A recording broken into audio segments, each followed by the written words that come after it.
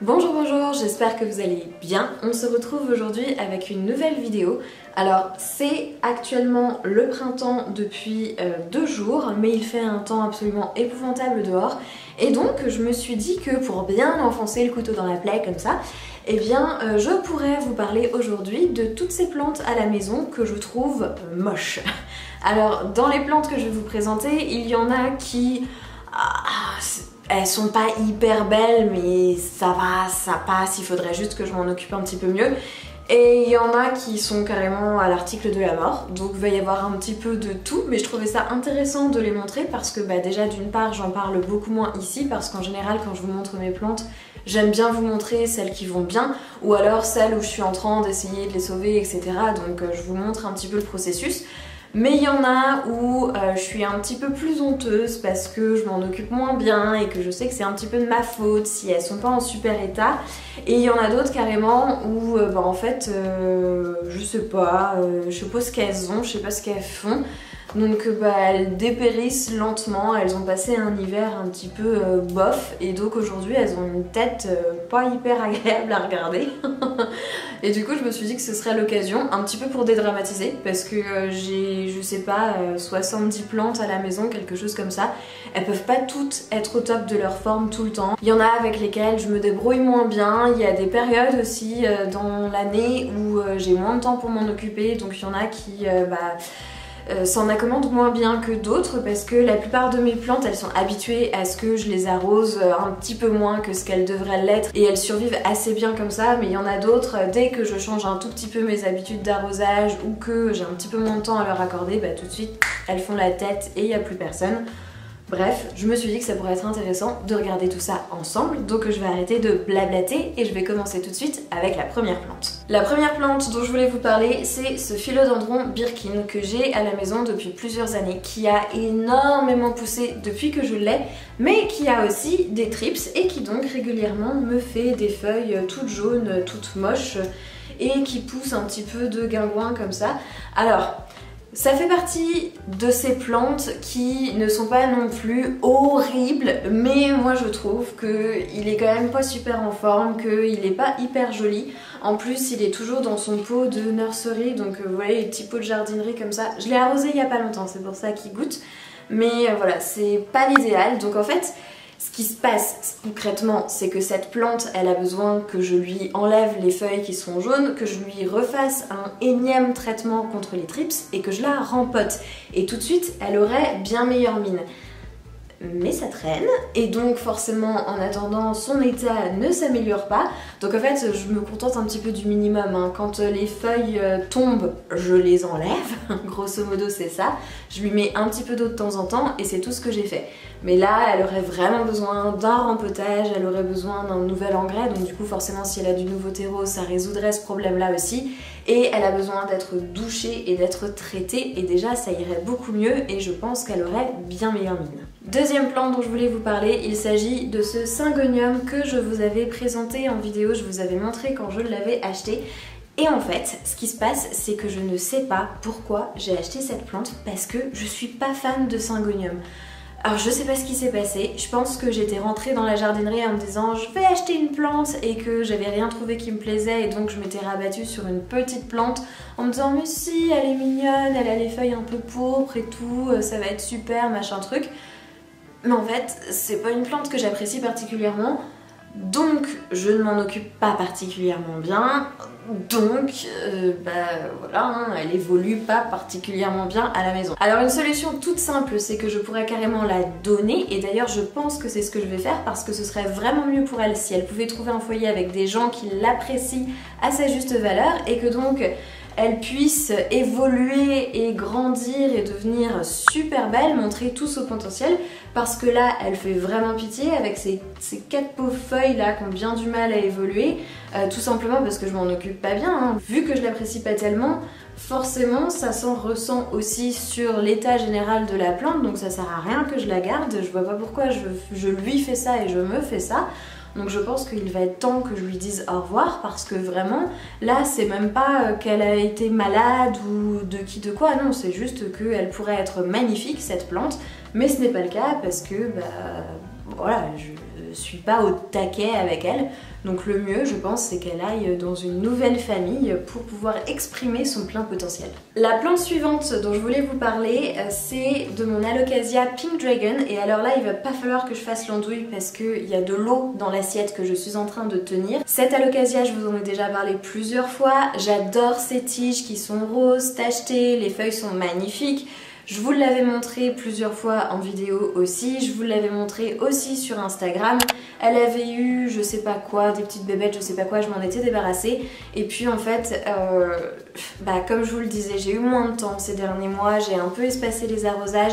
Et comme elle était posée sur un endroit où j'allais moins voir, eh bien j'ai carrément oublié de l'arroser pendant plusieurs semaines.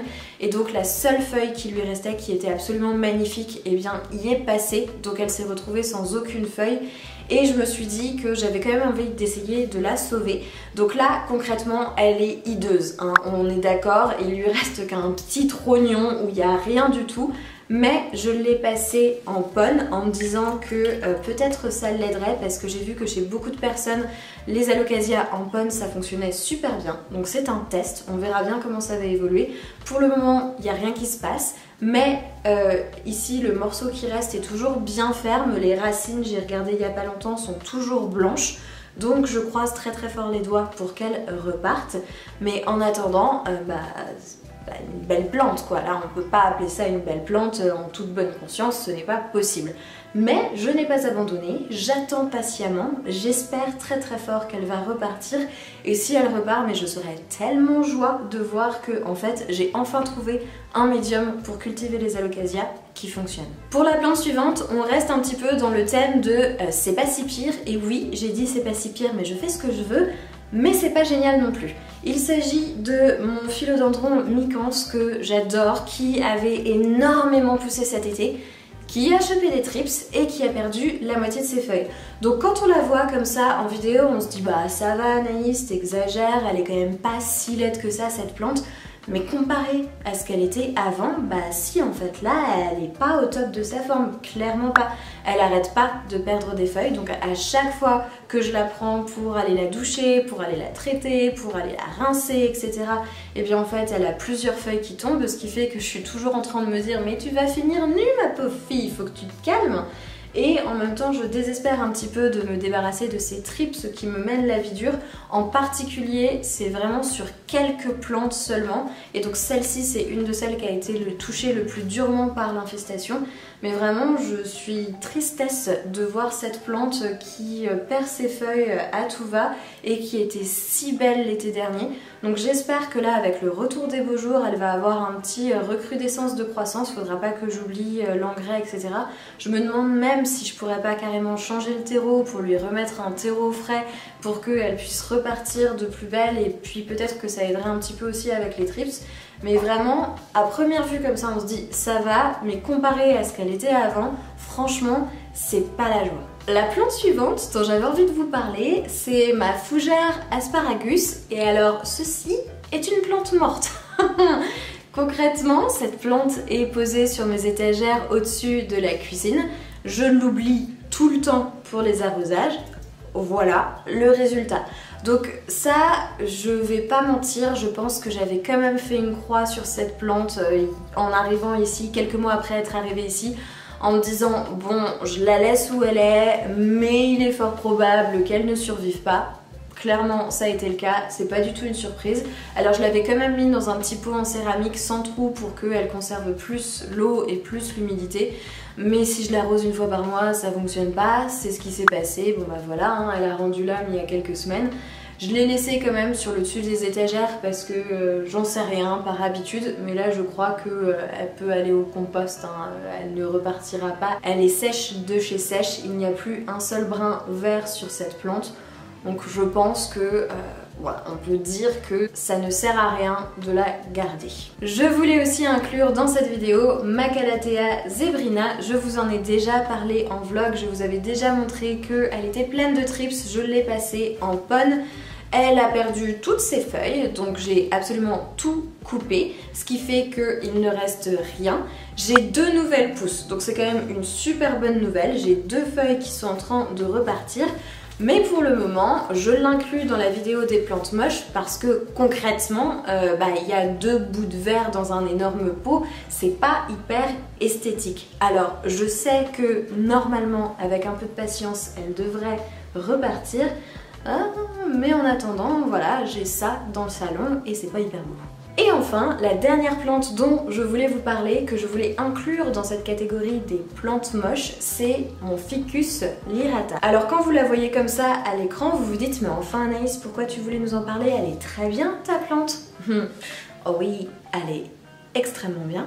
Cette plante, elle a juste perdu toutes ses feuilles du bas de tige, donc elle a juste une petite tête qui lui reste. Tout le reste, c'est absolument nu.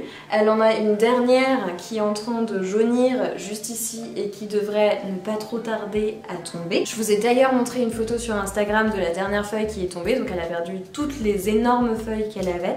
Je ne sais pas ce qui s'est passé. Cette plante, elle a déjà passé un hiver chez nous. Elle est derrière la porte-fenêtre qui est dans la chambre. On ouvre tous les jours la porte-fenêtre, mais elle n'est pas dans le courant d'air parce qu'elle est derrière la porte. Donc en fait, elle n'est pas en plein dans l'air qui rentre dans la chambre. L'hiver dernier, on a fait exactement la même chose. Elle s'est extrêmement bien portée. Cet hiver, elle n'a pas du tout supporté. Alors je l'ai un chouïa moins arrosée cet hiver, mais elle avait un Hoya pour contrebalancer. Donc quand même, a priori, ça aurait dû faire l'affaire. Eh bien non, ça n'a pas fonctionné. Donc elle a perdu toutes les feuilles qui sont en bas, ce qui fait qu'elle a juste une petite touffe de feuilles là en haut de sa tige. Alors elle est loin d'être morte, hein. Je vais pas m'en débarrasser ou quoi que ce soit, bien sûr que non. Je pense même que je vais essayer de la ramifier en testant la technique de Marion Botanical. Il faut couper, je crois que c'est juste au-dessus d'un nœud sur la tige pour encourager les nœuds qui restent à faire des nouvelles pousses. Donc je pense que je vais tester ça et peut-être que ce sera super sympa d'avoir un ficus un peu ramifié sur le haut de tête pour faire comme un petit arbre. Donc si ça fonctionne, ce sera absolument génial. Mais en attendant, je suis pas hyper contente de voir qu'elle a perdu toutes les feuilles qui lui restent. Et du coup, en attendant, elle est pas hyper belle. Alors bon, c'est pas catastrophique non plus, mais c'est vrai que pour le coup c'est une plante où quand je la vois comme ça, j'ai un petit pincement au cœur à chaque fois. Je me dis, ah mais t'étais tellement magnifique avant avec toutes tes grosses feuilles bien vertes et là tu fais un petit peu pitié quoi. Donc voilà, c'est pas catastrophique, mais ça pourrait être bien mieux. J'ai fait le tour de toutes les plantes moches de la maison. Alors en vrai, il y en a peut-être quelques autres que j'aurais pu inclure dans cette vidéo, mais c'était pousser peut-être le bouchon un petit peu loin. Donc voilà, j'ai pris vraiment les pires. J'espère que ça vous aura un petit peu amusé à mes dépens peut-être, mais en même temps c'est le but. Que ça vous aura aussi déculpabilisé si chez vous il y a des plantes qui se portent pas hyper bien, parce que ça arrive même au meilleur, très clairement. Et comme toujours de mon côté, j'ai adoré passer ce moment avec vous et je vous dis à très vite.